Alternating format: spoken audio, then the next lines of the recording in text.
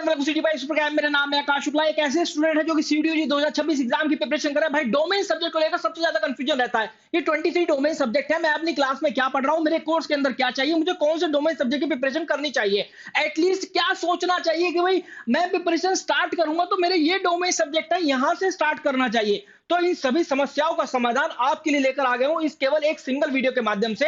तो चलिए स्टार्ट करते हैं। कितने डोमेन सब्जेक्ट चूज करने चाहिए, पहली चीज कौन से डोमेन सब्जेक्ट चूज करनी चाहिए, दूसरी चीज दोनों के बारे में यहां पर डिस्कस करूंगा। तो भाई सब कंफ्यूजन कहां से स्टार्ट होता है, इसके एग्जामिनेशन पैटर्न से ही। लैंग्वेज में आप देखेंगे 13 लैंग्वेज है। डोमेन सब्जेक्ट की बात करें 23 सब्जेक्ट टेस्ट है डोमेन सब्जेक्ट के अंदर, और ये सब्जेक्ट टेस्ट वही है जो कि आप क्लास 12 के अंदर पढ़ रहे हैं। हाँ, कुछ ऐसे हैं जो कि नहीं पढ़ते हैं। यहाँ पर आपका physics, chemistry, math, bio, history, geography, pol science, accountancy, business studies, economics और एंथ्रोपोलॉजी, और इसके अलावा भाई फिजिकल एजुकेशन, साइकोलॉजी, सोशियोलॉजी, बहुत सारे ऐसे डोमेन सब्जेक्ट है। और यहाँ पर कई बार बच्चे क्या करते हैं कि बीए ऑनर्स पोल साइंस अगर उनको करना है, बीए ऑनर्स पॉलिटिकल साइंस अगर उनको यूनिवर्सिटी ऑफ दिल्ली से करना है या किसी और भी यूनिवर्सिटी से करना है, वैसे यूनिवर्सिटी दिल्ली काफी अच्छी मानी जाती है, तो जाकर पोल साइंस का पेपर दिए आते हैं। पोल साइंस वाला डोमेन सब्जेक्ट जरूर से जरूर चूज कर लेते हैं, जबकि ये एक गलत स्ट्रैटेजी है। आपको यूनिवर्सिटी के जाकर कोर्सेज में देखना पड़ेगा, यूनिवर्सिटी की एडमिशन की वेबसाइट पर जाकर देखना पड़ेगा कि उसके एडमिशन बुलेटिन डाउनलोड करके वहां पर कोर्स का एलिजिबिलिटी क्राइटेरिया क्या है, सीयूटी यूजी का। तो ये एक बार देखना जरूर चाहिए जब आपको प्रिपरेशन स्टार्ट करनी चाहिए।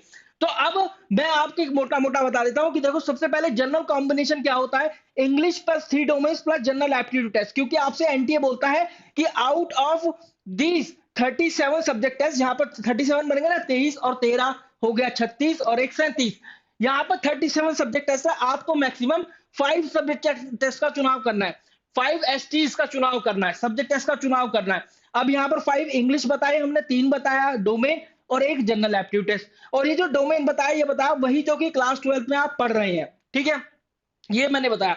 अब कई बार बच्चा क्या है, जनरल एप्टीट्यूड टेस्ट को अवॉइड कर देता है। हालांकि ये एक अच्छी स्ट्रैटेजी नहीं है, जनरल एप्टीट्यूड टेस्ट को अवॉइड नहीं करना चाहिए। जनरल एप्टीट्यूड टेस्ट लेना मतलब अपने ऑप्शंस इंक्रीज कर लेना। बीए ऑनर्स पॉल साइंस अगर आप जा रहे हो यूनिवर्सिटी ऑफ दिल्ली की तरफ, वहां पर नहीं चाहिए, लेकिन आप बीएचयू की तरफ जाओगे, इलाहाबाद की तरफ जाओगे, ये सभी यूनिवर्सिटी की तरफ जाओगे, वहां पर जनरल एप्टीट्यूड टेस्ट मैंडेटरी रखा हुआ है। तो इसलिए बच्चे जनरल एप्टीट्यूड टेस्ट दे देते हैं। तो एक तो ये हो गया सब्जेक्ट कॉम्बिनेशन। इंग्लिश इसलिए क्योंकि बहुत सारी यूनिवर्सिटी जैसे गुरु गोविंद सिंह प्लस यूनिवर्सिटी, ज्यादातर कोर्सेज के लिए आप देखोगे इंग्लिश इंग्लिश इंग्लिश। आप यूनिवर्सिटी जम्मू की तरफ देखोगे, ज्यादातर कोर्सेज के लिए इंग्लिश इंग्लिश इंग्लिश लैंग्वेज के लिए, ठीक है। ये एक हो गया। इनकेस अगर जनरल एप्टीट्यूड टेस्ट अवॉइड कर रहे हो या फिर कर दिया है तो फिर आप इंग्लिश प्लस 4 डोमेन का चुनाव कीजिए। 4 डोमेन इसलिए बोल रहा हूं, ये नहीं कि 5 करने ही करने, ऐसा नहीं है। यूनिवर्सिटी इसने एनटीए ने नहीं बोला है, चाहे किसी भी यूनिवर्सिटी की तरफ देख लो, कोर्स की तरफ देख लो, उसे इस बात से मतलब नहीं है। वो बोलेगा कि भैया ना तो आपको मैं ये बोल रहा हूं कि मैक्सिमम इतनी लैंग्वेज, ना मैक्सिमम इतने डोमेन, ना मिनिमम इतनी लैंग्वेज, ना मिनिमम इतने डोमेन। उसने एक मैक्सिमम सब्जेक्ट टेस्ट की लिस्ट दे दिया, भैया 5 सब्जेक्ट टेस्ट। अब आपको स्मार्टली चूज करने कौन से 5 सब्जेक्ट टेस्ट। अगर आप ये कर रहे हैं तो इंग्लिश तो मैंने आपको यहां बता दिया, लेकिन 4 डोमेन में क्यों बता रहा हूं, माना किसी सब्जेक्ट कोई कोर्स है, उसका एलिजिबिलिटी क्राइटेरिया कुछ इस तरीके का है, इंग्लिश, इंग्लिश भी छोड़ दो, लैंग्वेज प्लस यहां पर आपको 3 डोमेन, ये रिक्वायरमेंट है। ये यूनिवर्सिटी ऑफ दिल्ली का BA honours pol science, BA honours history, psychology, sociology, इसकी रिक्वायरमेंट है। तो इस केस में कोई भी यूनिवर्सिटी क्या करेगी, आप तो 4 डोमेन के अंदर अपीयर हो गए, तो यूनिवर्सिटी ऑफ दिल्ली क्या करेगी, आपका बेस्ट ऑफ 3 का स्कोर उठा लेगी। जैसे आपके पास यहां पर हिस्ट्री है, ठीक है, पॉल साइंस है, इकोनॉमिक्स है, फिजिकल एजुकेशन है, ठीक है।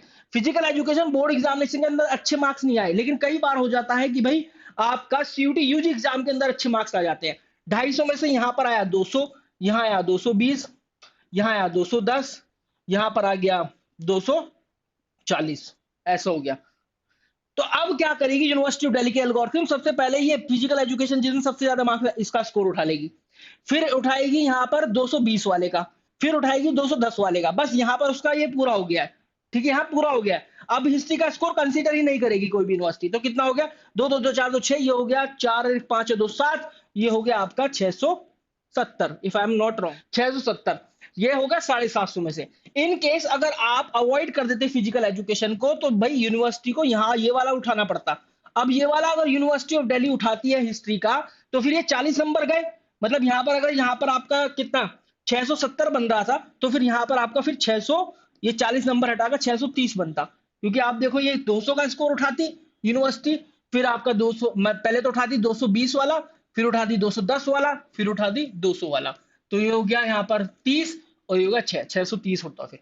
तो इस तरीके से आपके पास एक अपॉर्चुनिटी होती है कि आप अपना स्कोर को एनहांस कर पाए, अपनी कट ऑफ क्वालिफाई करने के लिए स्कोर इंक्रीज कर पाए। ये एक बहुत बढ़िया आपके पास अपॉर्चुनिटी बन जाती है अगर आप 4 डोमेन सब्जेक्ट का चुनाव करते हैं।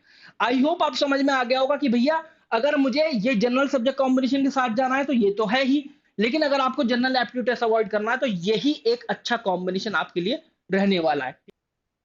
इसके अलावा दोस्तों अगर कोई डाउट है ना मन में किसी भी चीज से रिलेटेड, कौन से सब्जेक्ट का चुनाव करना चाहिए, कैसे अपना स्टडी प्लान बनाना चाहिए क्लास 12 के साथ सीयूटी यूजी एग्जामिनेशन के लिए, या फिर ऐसा कौन सा बैच है कॉम्बो बैच जो कि मुझे प्रिपरेशन प्रोवाइड कर सकता है, मुझे बुक्स प्रोवाइड कर सकता है, मुझे टेस्ट सीरीज प्रोवाइड कर सकता है, लाइव क्लासेस प्रोवाइड कर सकता है for the CUET and board examination, so you can just fill up the form, जिसका लिंक जो है डिस्क्रिप्शन फील्ड और पिन कमेंट के अंदर दिया गया होगा, जाकर भैया फिल कर देना। गूगल फॉर्म दिया गया है, हमारे काउंसलर विद इन 24 आवर्स आपको कॉल करेंगे, काउंसलर मेंटोर्स जो कि आपकी काउंसलिंग करेंगे 1 on 1, और ये फ्री ऑफ कॉस्ट रहेगा। ठीक है, तो जाओ जाकर फटाफट से फॉर्म फिल कर दो। Thank you very much.